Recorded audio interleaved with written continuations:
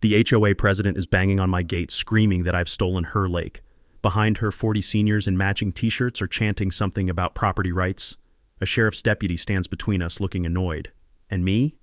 I'm holding a stack of federal documents and smiling. Because 6 weeks ago, this woman, Patricia, called 911 on me for owning a lake. My lake. The one I bought fair and square for $220,000. She claimed her HOA had perpetual access rights, and I was a criminal for putting up a gate. She threatened me, vandalized my property, tried to destroy me in court. Now her entire neighborhood is locked out.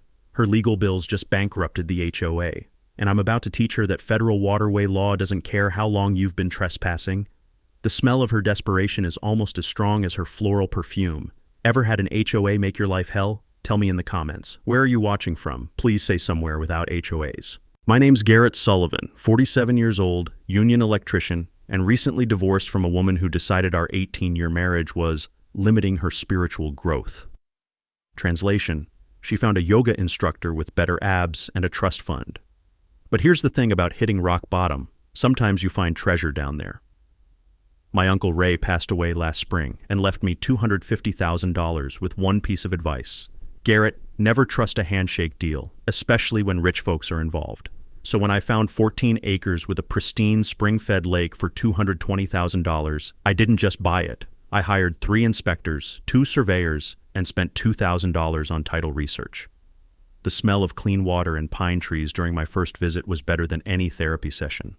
This would be my sanctuary, fishing at dawn, building cedar furniture, and pretending my ex-wife never existed. The property sits smack in the middle of Willowbrook Estates, where houses cost $450,000 to $900,000 and residents drive golf carts to check their mailboxes.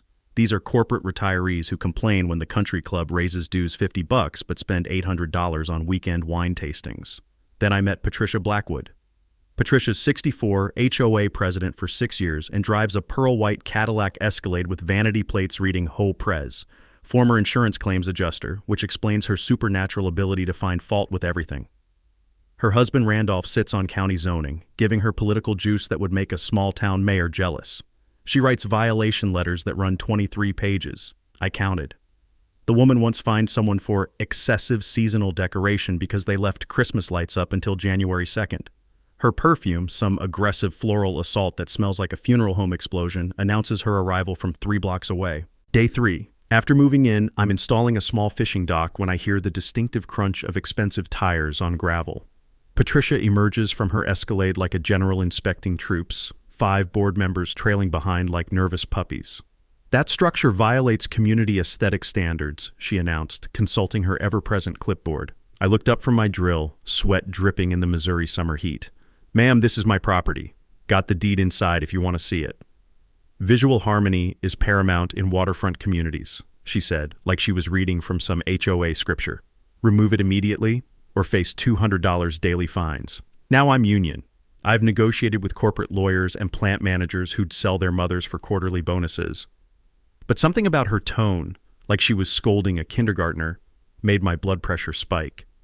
I'm not removing jack squat. My land, my lake, my dock. That's when Patricia did something that still amazes me. She pulled out her phone and called 911. Actually dialed emergency services while staring me down like I was holding a weapon instead of a cordless drill. Yes, I need police, she said into the phone, voice dripping with theatrical concern. Aggressive trespasser threatening community safety. Very unstable individual.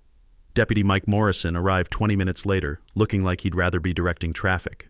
Patricia launched into an Oscar-worthy performance about dangerous newcomers while I stood there holding my property deed and wondering if I'd accidentally moved to Crazy Town. Ma'am, Morrison said after examining my paperwork. He owns this property fair and square. He can build whatever he wants. Patricia's face went through several interesting color changes.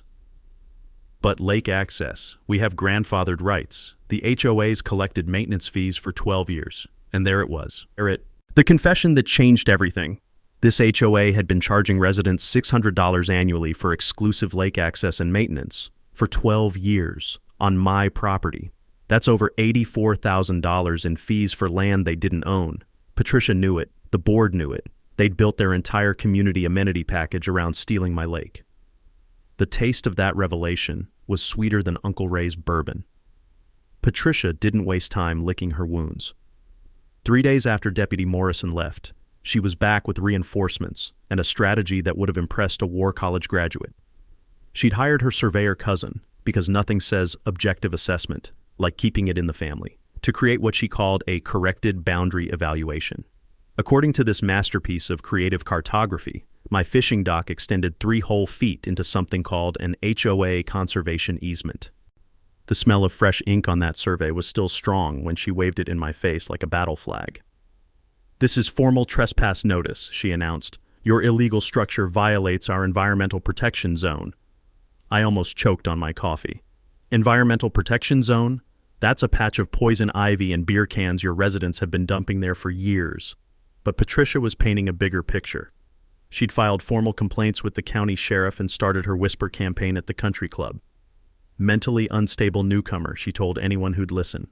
Aggressive tendencies. Property values in serious jeopardy. Here's where Uncle Ray's paranoia paid off. He'd always said, "When someone shows you a survey, get your own survey." So I dropped $3,000 on Thompson and Associates, the kind of surveyors who testify in federal court and have more credentials than a NASA mission specialist. 2 weeks later, I got results that made my day, my week, and probably my entire year. Not only was my dock completely on my property, but the HOA had some fascinating boundary issues. Their community gazebo with the fancy copper roof, my land. The stone barbecue area where they hosted wine tastings, my land. The boat launch they'd been charging $600 per year to access, also my land. But the real Christmas morning moment? Patricia's own backyard deck, that expensive cedar masterpiece she'd probably bragged about to her garden club, extended 8 beautiful feet onto my property. I filed counter-trespass notices against all 7 board members, including Patricia. The look on her face when Deputy Morrison served those papers was like watching someone realize they'd been playing poker with marked cards, and they weren't the one marking them. Uncle Ray had taught me something about property law during those long fishing trips. He'd dealt with a similar situation in the 70s when a neighbor tried claiming part of his driveway through something called adverse possession. "Squatters can steal your land if they use it openly for 20 years, he'd explained, but only if you never object in writing. Always get professional surveys and always object officially. That lesson just saved me about $50,000 in legal headaches. But my survey revealed something even better.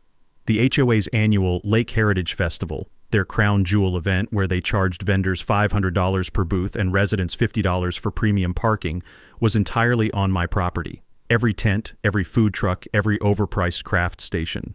Patricia had built her social empire on land she didn't own. "This is ridiculous," she sputtered when I showed up at her door with the survey results. The distant sound of kids splashing in her lake mixed with the mechanical hum of expensive sprinkler systems. "We've invested 12 years building this community. One person can't destroy everything we've worked for." "Funny thing about investments," I said, savoring every syllable. "Sometimes you find out you've been gambling with house money that wasn't yours to begin with." Patricia's retaliation came swift and predictable. A concerned resident's petition appeared overnight with 47 signatures demanding my removal for community safety. She started driving surveillance missions past my property twice daily, photographing everything with a telephoto lens like I was running a meth lab instead of building a fishing dock.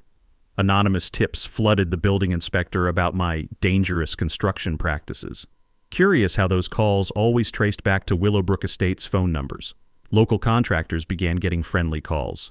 "We'd hate to lose your business over one troublemaker," Patricia would coo. The HOA represents significant ongoing revenue for qualified professionals who understand community standards. But I had an ace she didn't know about. Wesley, Uncle Ray's old fishing buddy and retired courthouse clerk, had given me a box of papers that Uncle Ray had saved for 40 years. Government letters, old surveys, correspondence that looked boring until you understood what you were reading. "Your uncle was obsessed with that lake," Wesley told me over coffee that could have stripped paint. Always claimed there were federal complications Patricia's grandmother never told her family about. What kind of complications? Wesley's grin was pure mischief, the kind that make local property disputes look like kindergarten playground arguments. As Patricia escalated her campaign, I started digging through Uncle Ray's papers, really studying them. And what I found would make Patricia's boundary problems look like a minor inconvenience. But first, she had bigger guns to bring out. Patricia's next assault proved she'd graduated from amateur hour to full psychological warfare. If property lines wouldn't work, she'd choke me with red tape until I begged for mercy. The utilities war started Monday morning. My electrical hookup got delayed for enhanced safety protocols. Funny how those protocols didn't exist until Patricia made some phone calls. When I cranked up my backup generator at 3 p.m., noise complaints flooded the sheriff's office faster than water through a broken dam. Excessive mechanical disturbance during community rest periods, Patricia announced to Deputy Morrison, waving her phone like she'd recorded a jet engine. The acrid smell of diesel exhaust mixed with her aggressive floral perfume. Ode to funeral home meets construction site. Ma'am, Morrison sighed. Quiet hours are 10 p.m. to 7 a.m. It's the middle of the afternoon. Noise pollution is noise pollution, she declared with the confidence of someone who'd never worked a real job.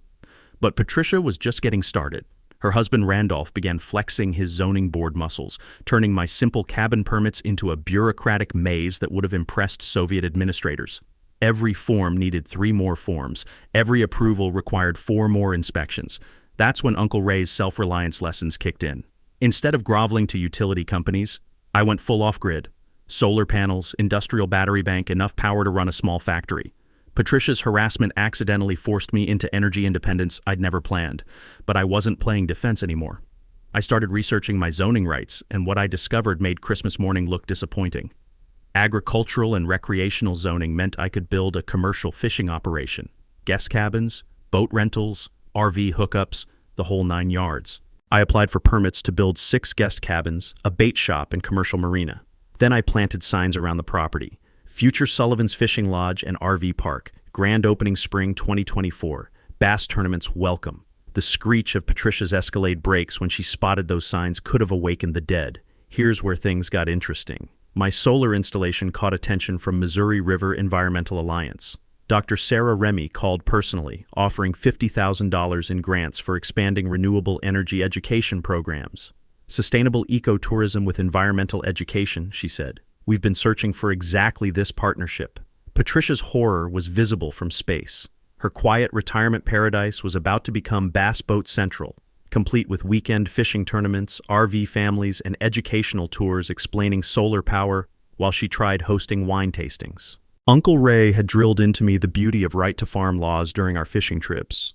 If your land was agricultural before suburbia showed up, he'd explained while untangling my line for the 100th time, suburbia has to deal with your farming, not the other way around. That protection just became my legal fortress against every noise complaint Patricia could manufacture. You cannot seriously plan to operate a commercial lodge, Patricia cornered me at my mailbox, her voice hitting notes that could crack glass. This is an exclusive residential community. Actually, I said, savoring her panic like fine bourbon, this is agricultural land that got surrounded by McMansions. Completely different legal situation. Her face cycled through colors I didn't know human skin could produce. We'll destroy you in court. Community standards. Don't override county zoning laws, I finished. But thanks for the free marketing with all those petition drives. Nothing advertises a fishing lodge better than neighborhood controversy. Patricia's surveillance operation went full CIA. Security cameras appeared on her roof, all pointed at my property. Anonymous health department complaints multiplied about my septic system. She launched whisper campaigns against contractors, warning them about the unstable property owner disrupting community values. But some tactics spectacularly backfired. When Patricia tried getting my lake classified as protected wetland to block construction, the environmental groups she contacted became my strongest allies instead. Her desperation reached new lows. She started collecting signatures from elderly residents with dementia, getting them to sign documents they couldn't understand. Rumors spread about my violent tendencies because I'd once raised my voice when she interrupted my chainsaw work, but Wesley kept sharing Uncle Ray's stories. Your uncle was obsessed with old government surveys, he told me, the taste of his terrible coffee somehow getting worse each visit. Always claimed this lake had federal navigation protections from territorial days. Navigation protections? Wesley's grin suggested he knew more than he was saying. Laws from when Missouri was frontier territory. Any water that could float logs or canoes got special federal status. Ray swore this lake connected to the Missouri River through underground springs and seasonal creeks. While Patricia escalated her bureaucratic warfare, I kept studying Uncle Ray's government correspondence. What I was discovering would make her zoning complaints look like children's games. Patricia's desperation hit nuclear levels when she realized my fishing lodge wasn't just a threat, it was becoming her worst nightmare. Her next move proved she'd completely lost her mind. She filed emergency reports claiming my dock work was catastrophically undermining the historic dam structure. Historic my ass. That concrete spillway was poured in 1987 by Discount Dan's Construction, and it looked like they'd learned engineering from cereal box instructions. Critical infrastructure terrorism, she breathlessly told Fire Chief Bradley, her voice hitting octaves that could summon dolphins. Imminent navigation hazards for emergency vessels, complete collapse of community safety protocols. The stench of her desperation mixed with the fishy smell of summer algae blooms created an aroma that belonged in a horror movie. She was throwing accusations like a drunk throwing darts, wildly and without any concern for accuracy.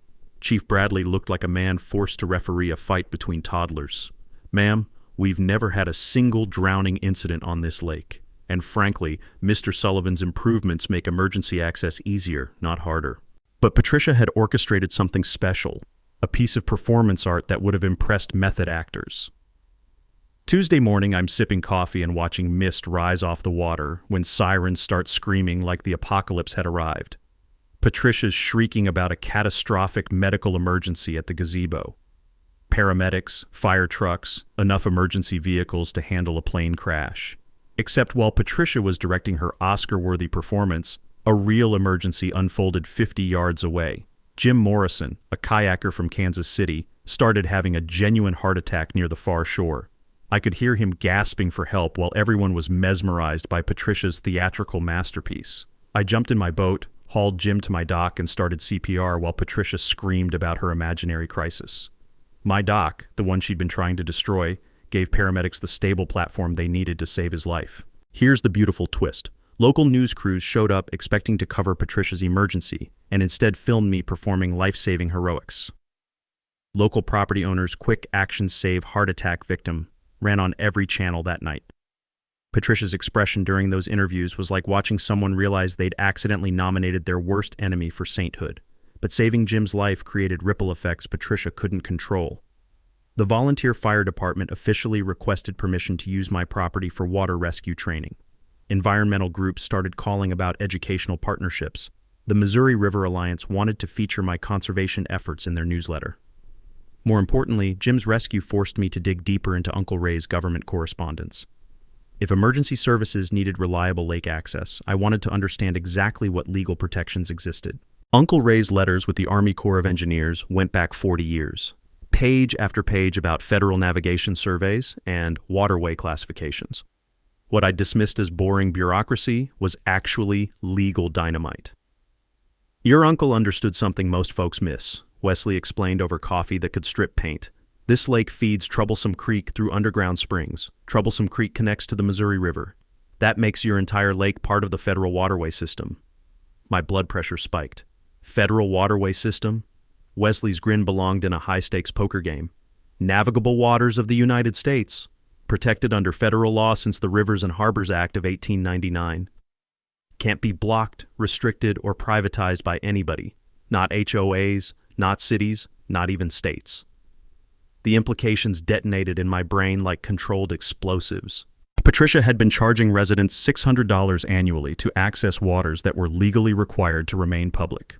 Her locked gate, her access fees, her entire lake monopoly, all federal crimes.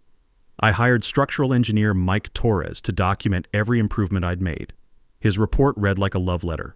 All modifications exceed federal safety standards and significantly enhance emergency response capability. I partnered officially with the fire department, opening doors to federal emergency preparedness grants Patricia couldn't touch, but the nuclear option was waiting in the Army Corps of Engineers database. When I searched historical waterway classifications, Lake Sullivan appeared on federal navigation charts dating back to territorial surveys. Patricia's pressure campaigns intensified as her desperation peaked. Anonymous complaints flooded every regulatory agency. She tried getting my contractor licenses revoked through Randolph's connections. Whisper campaigns about my environmental destruction reached state agencies, but the community was choosing sides decisively. Environmental groups celebrated my conservation leadership. Local veterans backed a union brother against HOA tyranny. Business owners openly rejected Patricia's economic blackmail. "You're making dangerous enemies," Patricia warned during one of her surveillance drives, her Escalade creeping past like a stalking predator. "The only dangerous thing here," I replied, cleaning fish while she watched, "is what happens when federal law meets local corruption." Her tires screamed against asphalt as she fled, probably planning her final desperate gambit. Uncle Ray's papers had revealed the nuclear option. Federal navigation law doesn't negotiate with HOA covenants. It obliterates them. The Federal Records Office in Kansas City smells like musty paper and forgotten secrets. Wesley and I hunched over metal tables surrounded by filing cabinets that probably held enough bureaucratic ammunition to start wars. 3 hours of digging through Uncle Ray's correspondence led us to a manila folder marked Critical Waterway Protections. My hands were trembling as I opened it. Inside, the 1847 Missouri Territorial Survey map. Lake Sullivan and associated tributaries hereby classified as navigable waterway for territorial commerce under federal jurisdiction, I read aloud, my voice echoing off concrete walls, connected via seasonal streams and underground springs to Troublesome Creek and Missouri River system. Wesley let out a whistle that could have summoned ghosts. "Son of a bitch, your uncle was sitting on a legal nuclear weapon." My brain was spinning. "What exactly does this mean?" "It means," Wesley said, pulling out reading glasses older than disco, "your lake has been federal water since before Missouri was even a state. Rivers and Harbors Act of 1899 protects navigable waters from any interference. Nobody, and I mean nobody, can block access, charge fees, or restrict navigation." The taste of victory was sweeter than Uncle Ray's bourbon. Patricia's 12 years of $600 annual fees weren't just theft, they were federal crimes. Every locked gate, every no trespassing sign, every threat she'd made violated laws older than her great-grandmother. But Wesley wasn't done destroying my worldview. He slapped down another document that made my heart stop, the original 1963 property deed between Patricia's great-grandfather Harold Blackwood and Uncle Ray. Page 3, buried in legal language like a landmine. Seller acknowledges and preserves in perpetuity federal navigation servitude and public waterway access rights as established by Territorial Survey, 1847, and Rivers and Harbors Act, 1899. I read it 3 times before the words sank in. Patricia's family knew. They've known for 60 years. "Her grandmother Margaret died in 2010, Wesley explained, his voice grim as winter. "Probably took the family secrets with her, except Patricia must have found these papers when settling the estate." The HOA formed in 2011, 1 year after Margaret's death. Patricia had discovered her family's legal obligations and decided to ignore them, banking on community ignorance and federal agency indifference. She'd built her entire neighborhood empire on deliberate federal crimes. Uncle Ray's obsessive record-keeping suddenly made perfect sense. Every letter to the Corps of Engineers, every survey response, every bureaucratic exchange, he'd been building a legal fortress against exactly what Patricia had attempted. Wesley explained federal navigation servitude like he was describing gravity. It's not negotiable. The government holds permanent, unshakable rights to waterway access that supersede all private property claims. These rights existed before Patricia's house, before her HOA, before her great-grandfather was born. Corps of Engineers doesn't play games, Wesley warned. When they enforce navigation law, local politics become completely irrelevant. The nuclear options lined up like dominoes in my mind. Immediate gate removal under federal authority. Criminal complaints for willful obstruction carrying $250,000 fines per violation. Civil rights lawsuits for systematic discrimination. Federal marshals enforcing public access. Patricia could face prison time for each year she'd obstructed federal waters. I thought about her daily surveillance, her harassment campaigns, her attempts to destroy my business. She'd been committing federal felonies while accusing me of trespassing on property my family had legally owned for decades. The beautiful irony made me laugh out loud, the sound bouncing off government walls like a celebration. Patricia had started this war to protect her illegal monopoly. Federal law would now obliterate not just her lake control, but her entire HOA operation. I gathered Uncle Ray's papers with hands steady as steel. Patricia wanted to play property rights games? She was about to learn that 200-year-old federal law doesn't negotiate with suburban tyrants. The Rivers and Harbors Act versus Patricia Blackwood's empire. Game over. Building a legal army to destroy Patricia's empire required recruiting the right generals. Wesley recommended Rebecca Martinez, a federal environmental lawyer whose office walls were covered with framed victory photos, dead shopping malls, stopped pipelines, and defeated municipal corruptions. The smell of strong coffee mixed with legal victory permeated everything. Federal navigation servitude cases are Christmas morning for environmental lawyers, Rebecca said, examining Uncle Ray's documents like she was studying the Hope Diamond. Government agencies hate admitting they've ignored violations for decades, but once you corner them, they unleash federal fury that makes hurricanes look gentle. The Army Corps of Engineers' Kansas City district office felt like entering a military bunker. Concrete walls, fluorescent lighting that could blind satellites, and bureaucrats who treated federal law like religious scripture.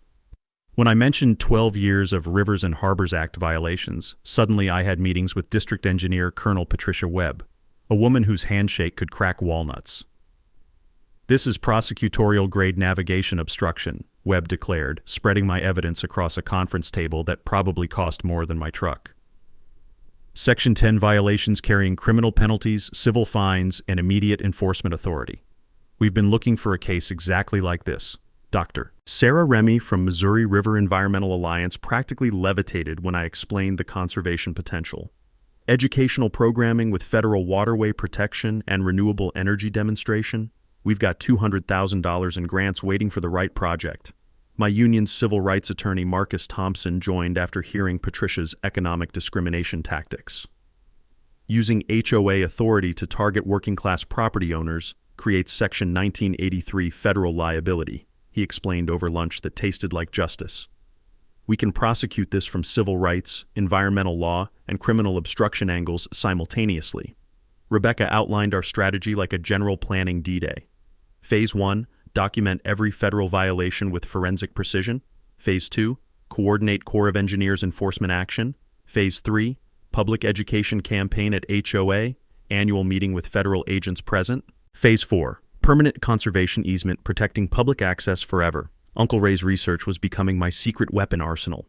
He'd discovered that federal navigation servitude, the government's constitutional right to ensure waterway access, predates all private property rights by constitutional design. Supreme Court precedent from 1870 established that navigable water access exists regardless of surrounding land ownership, making Patricia's gate closure not just illegal, but constitutionally offensive. Rebecca prepared what she called the legal doomsday device, a quiet title action in federal court that would permanently establish waterway boundaries with constitutional authority.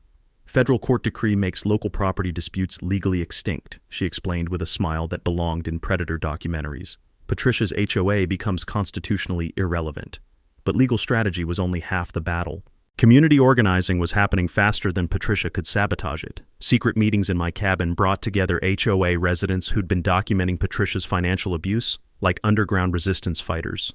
Eleanor Martinez had spreadsheets tracking every illegal fee increase over 12 years. Bob Remy possessed photographs of board members using restricted areas for private parties while charging residents for access. Janet Williams had audio recordings of Patricia threatening elderly residents who questioned board decisions. "We've been prisoners in our own neighborhood," Eleanor whispered, her hands shaking as she shared financial records. "Patricia's turned our community into her personal ATM machine." The volunteer fire department officially requested permanent water rescue training status, unlocking $150,000 in federal emergency preparedness grants. Environmental groups organized media campaigns about historical waterway significance. Local fishing guides and boat dealers formed coalitions supporting public access rights. Wesley coordinated what he called maximum impact timing with the precision of a Swiss watchmaker. HOA annual meeting August 15th with mandatory resident attendance. 200-plus people trapped in one room. Federal enforcement action August 12th for maximum psychological pressure. Regional media alerted to federal law enforcement story. Union members organizing 100-plus support presence for backup muscle. Behind the scenes, Rebecca was constructing legal annihilation. FBI civil rights complaint filed and under investigation. Environmental Crimes Task Force reviewing Patricia's dam sabotage evidence. Corps of Engineers preparing violation notices carrying criminal referral recommendations. Federal prosecutors evaluating obstruction charges with prison time potential. The preparation details would have impressed NASA mission planners. Professional cameras documenting gate removal ceremony for evidence and publicity. Media information packets explaining federal waterway law in terms normal people could understand. Sheriff's Department coordinating with federal agents to prevent violence, multiple contingency plans for Patricia's inevitable desperate countermoves. I practiced chainsaw gate-cutting techniques while Rebecca coached media strategy. This story represents everything Americans hate about corruption, she explained. Federal law protecting working families against privileged bullies, environmental conservation versus suburban entitlement, constitutional rights defeating local political connections. My personal transformation was complete. 6 weeks ago, I'd been a heartbroken electrician seeking peaceful retirement. Now I was leading federal law enforcement action that would redefine waterway rights across Missouri and inspire similar actions nationwide. Uncle Ray's obsessive documentation had armed me with legal weapons Patricia couldn't comprehend, let alone counter. Federal law doesn't negotiate with suburban tyrants. August was coming. Patricia had no idea what federal fury looked like. Patricia's desperation crossed into full-blown criminal territory when she realized federal agencies weren't just investigating, they were building prosecution cases. Her next moves proved she'd completely lost any connection to reality or law. The dam sabotage happened at 3:17 a.m. on a Tuesday. My security cameras caught Patricia's husband Randolph fumbling around the spillway with tools that looked stolen from a construction site. The infrared footage was beautiful. Him trying to pry open floodgates like a geriatric terrorist, probably thinking he could drain my lake and create an environmental emergency. What he actually created was federal evidence of infrastructure sabotage. The smell of his fear sweat was probably detectable from space as he realized those cameras were recording everything. Uncle Ray's paranoia about security systems had just documented domestic terrorism in high definition. Tampering with federal waterway infrastructure triggers domestic terrorism statutes under the Patriot Act, Rebecca explained when I showed her the footage over coffee that tasted like pure justice. 20-year federal sentences, no parole, no negotiation. But Patricia wasn't done digging her legal grave. She hired private security that belonged in a war zone, tactical gear, communications equipment, guys who looked like they'd been kicked out of actual military service for excessive aggression. They started patrolling public roads around my property, photographing visitors, following contractors to their homes. One plumber called me sobbing after security goons showed up at his kid's elementary school asking, "Questions about Daddy's new work friends?" Patricia had escalated from HOA president to domestic terrorist leader. Her restraining order application was pure fiction writing. She claimed I'd made terroristic threats during a conversation where I'd said good morning while checking my mailbox.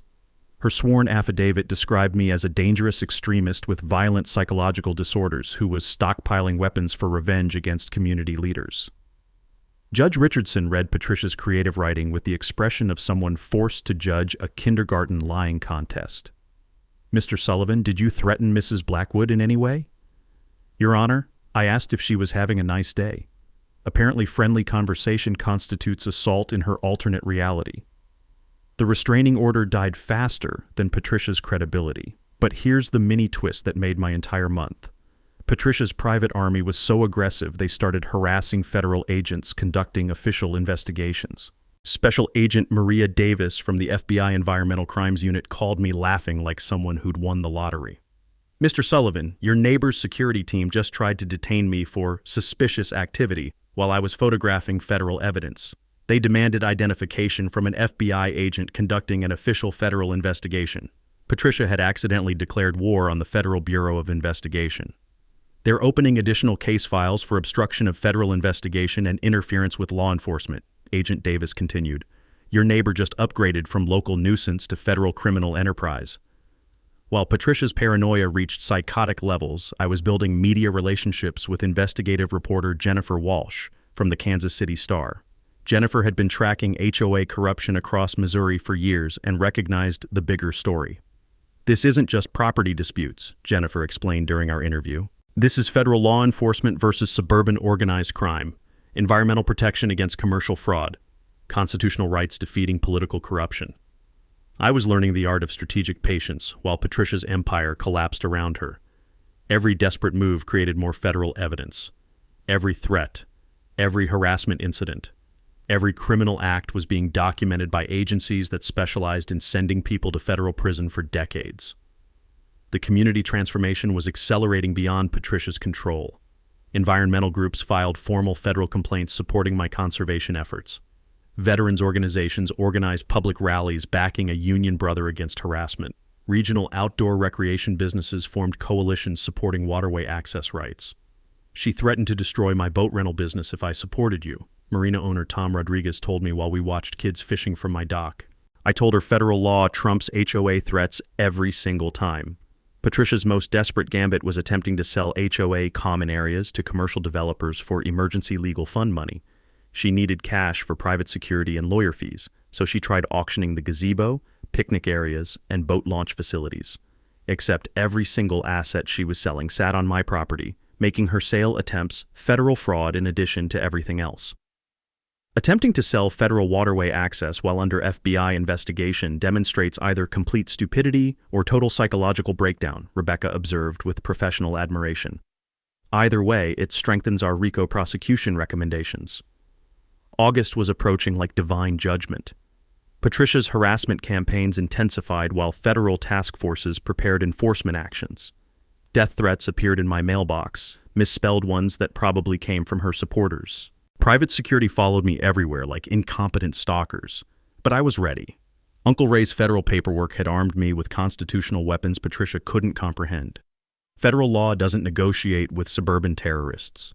Patricia's final 2 weeks resembled the death throes of a wounded dictator whose empire was collapsing in real time. Her desperation had reached levels that would have been hilarious if they weren't so criminally insane. Her nuclear option was selling the entire HOA to Midwest Development Corporation for $2.8 million in emergency cash. Not just common areas, the whole organization, including perpetual lake access rights and community governance authority. The smell of her panic mixed with August heat created an aroma like rotting ambition. Emergency fiscal measures require decisive leadership, Patricia announced at a board meeting where only 2 members showed up. Resident consultation would delay critical community preservation. Except Patricia was trying to sell an organization that didn't own what it claimed to control. To developers whose lawyers immediately discovered federal waterway protections made the entire deal legally impossible. "Ma'am," Midwest's attorney explained during a phone call I accidentally overheard through thin walls, "you can't sell rights to federal water. That's like trying to sell the Mississippi River." Patricia's backup plan was even more spectacular. A federal court injunction to prevent my gate removal, claiming imminent community destruction through terrorist waterway manipulation. Her legal filing was 23 pages of pure fiction describing me as an environmental extremist using federal agencies to destroy American communities. She claimed my conservation efforts were cover for anti-government activism designed to eliminate private property rights.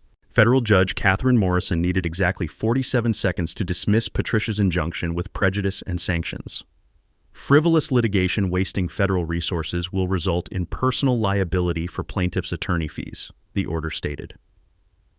But Patricia's masterpiece was organizing what she called community self-defense action against federal overreach. Picture this nightmare. Patricia arriving at my dock with 8 elderly residents, 3 private security guards, and actual handcuffs she'd ordered online. The taste of her desperation was stronger than the fish I was cleaning when this circus appeared. "Garrett Sullivan, you're under citizen's arrest for theft of community waterway," she declared, reading from index cards like a nervous school play performer. I looked up from filleting bass, knife still in hand. "Patricia, you can't arrest someone on their own property for owning their own property. Federal conspiracy against community rights is treason." "Interesting theory," I replied, waving a document Rebecca had prepared. "The FBI has interesting theories, too. About 12 years of your fee collection crimes. Here's the mini twist that obliterated Patricia's last hope. Her own board members had been secretly recording everything for months. Vice President Eleanor Martinez contacted Rebecca with audio evidence of Patricia discussing eliminating the Sullivan problem through any means necessary, including potential arson and physical assault. Board members had been documenting Patricia's criminal conspiracy while pretending loyalty. "She's completely lost her mind," Eleanor whispered during a clandestine meeting at my cabin, playing recordings that sounded like mob boss conversations. "Last week, she suggested hiring people to accidentally damage your solar panels with baseball bats." The evidence was devastating beyond imagination. Not just financial fraud, Patricia had been planning actual violence while using HOA meetings to organize criminal conspiracies. Audio recordings captured her discussing community defense measures that sounded like domestic terrorism planning sessions. Rebecca coordinated the federal response like a symphony of justice. Environmental Crimes Task Force preparing multiple criminal referrals.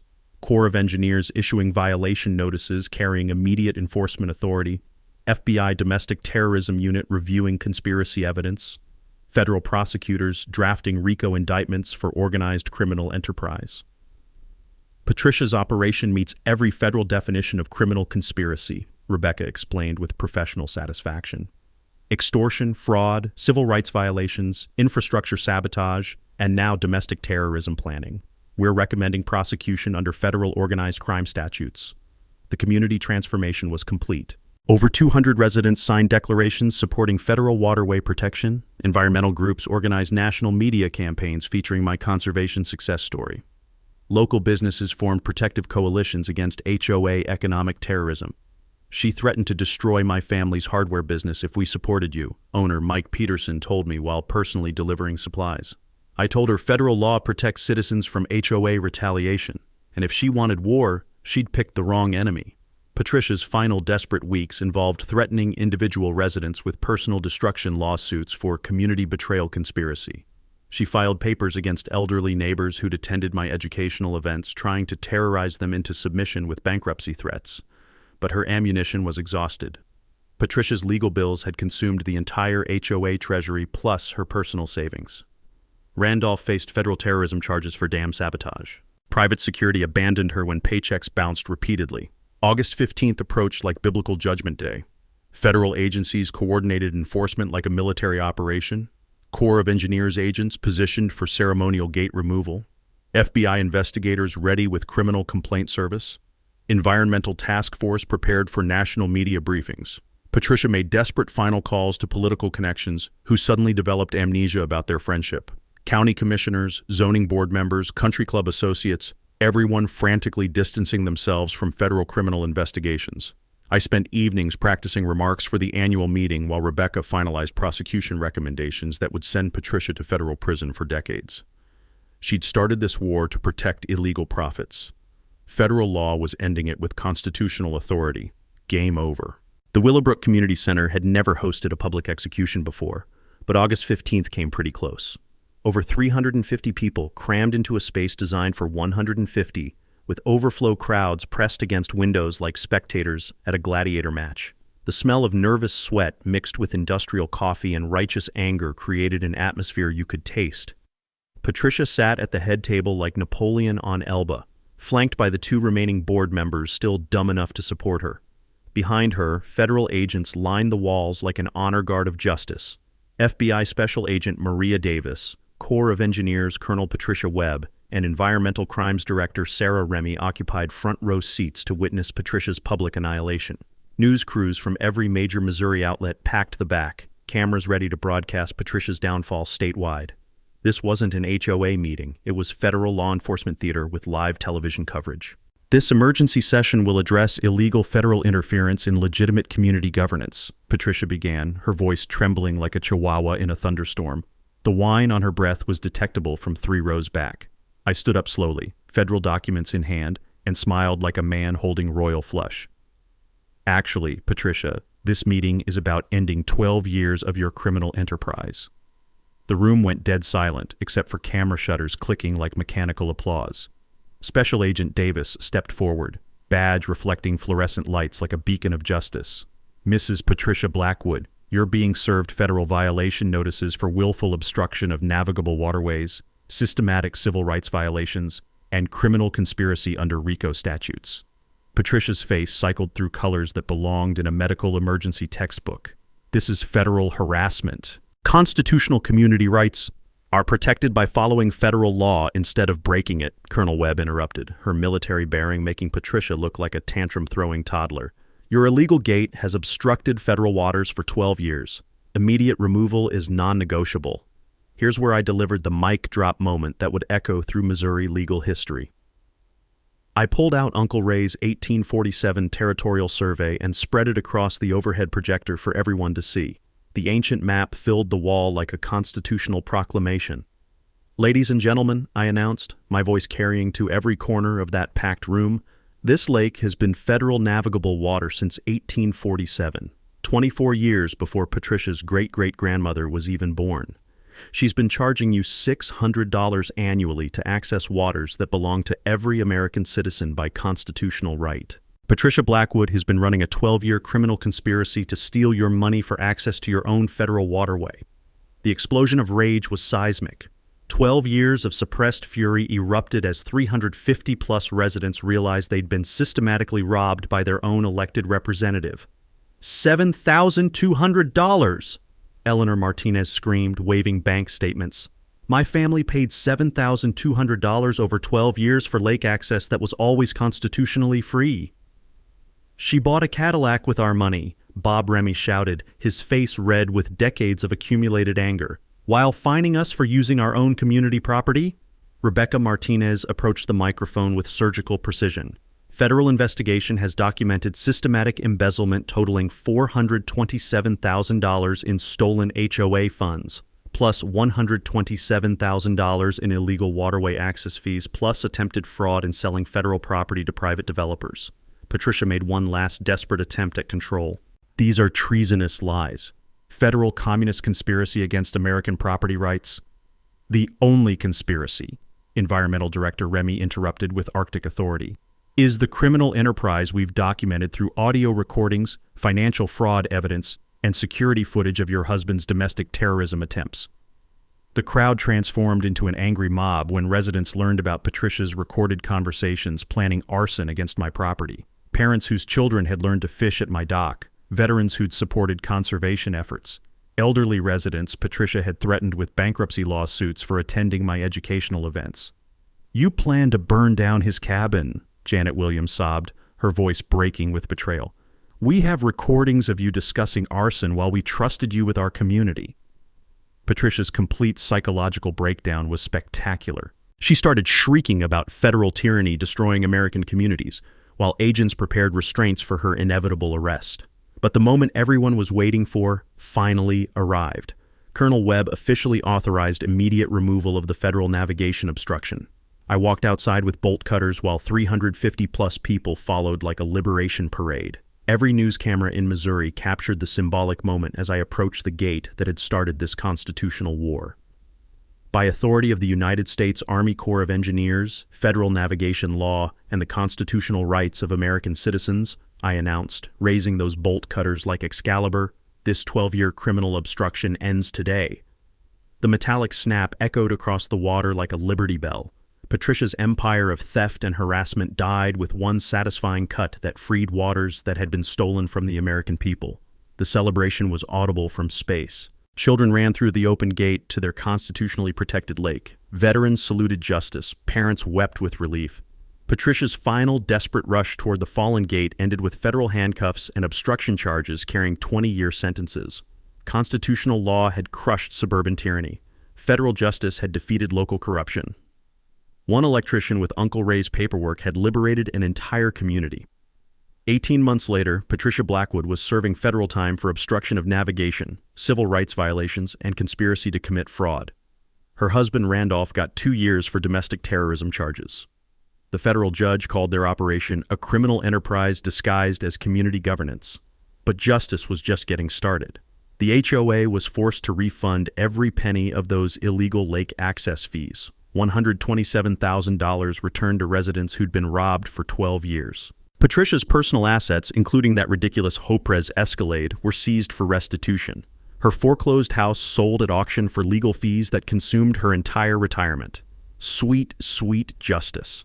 My property transformed into something Uncle Ray would have loved beyond measure. Federal designation as Sullivan Conservation Area brought permanent protection under Missouri Department of Conservation Management. Property values increased 60%, but more importantly, the lake would remain free and accessible forever. The community healing was remarkable. We dissolved Patricia's corrupt HOA and formed the Willowbrook Environmental Stewardship Association with me as Conservation Director. Instead of harassment and illegal fees, we focus on education, wildlife protection, and constitutional rights advocacy. Our annual Federal Waterway Heritage Festival draws over 3,000 visitors celebrating constitutional law and environmental conservation. Children catch their first base while learning about navigation rights that protect every American. Environmental law students study our case as the gold standard for grassroots legal action. The personal transformation surprised me most. Divorce had left me broken and directionless, but fighting corruption gave me purpose I'd never imagined. Uncle Ray's legacy lives on through waters that will remain constitutionally protected for centuries. Our victory inspired federal investigations in 23 states. Communities from Oregon to Florida use our case as a blueprint for defeating municipal corruption. The Corps of Engineers strengthened enforcement based on lessons learned from Patricia's 12-year crime spree. Legal precedent from our federal court victory helps property owners nationwide fight HOA overreach using constitutional law. Rebecca Martinez built a national practice representing communities against corrupt local governments. My proudest achievement is the Uncle Ray Waterway Rights Education Scholarship, $75,000 annually for environmental law students, funded by our lawsuit settlement. Partnership with tribal colleges honors Native American waterway heritage while training the next generation of constitutional advocates. Practical knowledge from our fight helps thousands research federal waterway protections in their own communities. The Corps created online databases making historical surveys accessible to ordinary citizens. Free legal clinics teach people how to identify constitutional protections bureaucrats hope they'll never discover. Wesley now coordinates the Missouri Historical Property Rights Foundation, helping communities audit government corruption. Eleanor Martinez leads financial transparency training for HOA residents. Environmental groups across America reference our victory when fighting local water privatization schemes. 1 year later, kids who learned to fish from my dock are teaching their friends about constitutional rights. Veterans hold annual ceremonies celebrating individual citizens who fight tyranny using law instead of violence. Environmental science programs use our lake as a living classroom for sustainable stewardship. Patricia's downfall became required reading in government ethics courses. Local officials receive mandatory federal law training. HOA candidates must complete constitutional rights education before taking office. The simple fishing dock that started this war now hosts constitutional law seminars where citizens learn that federal rights protect everyone equally. The smell of clean water mixed with children's laughter creates memories that honor Uncle Ray's patient lessons about verifying everything and trusting authority, never. Every sunrise over protected waters reminds me that one person with proper documentation can defeat institutional corruption. Constitutional law doesn't care about political connections, economic status, or how long you've been getting away with crimes. Federal law protects everyone. You just need courage to use it. As I finish this story, we're investigating our next case. City Council condemned Veterans Farm for private golf course until we found his family's 1862 Homestead Act mineral rights that can never be legally transferred. That federal case should be spectacular. Share your HOA horror stories in the comments. I read every single one, and your experiences help other communities recognize corruption and fight back using constitutional law that actually works. If you want more stories about ordinary Americans defeating corrupt systems with laws that protect constitutional rights, subscribe to Karen's Stories and smash that notification bell. We're building a community of citizens who understand that federal law doesn't negotiate with local tyrants. The Constitution belongs to everyone. Sometimes you just need to remind corrupt officials that constitutional rights aren't suggestions. They're the supreme law of the land, and constitutional law always wins.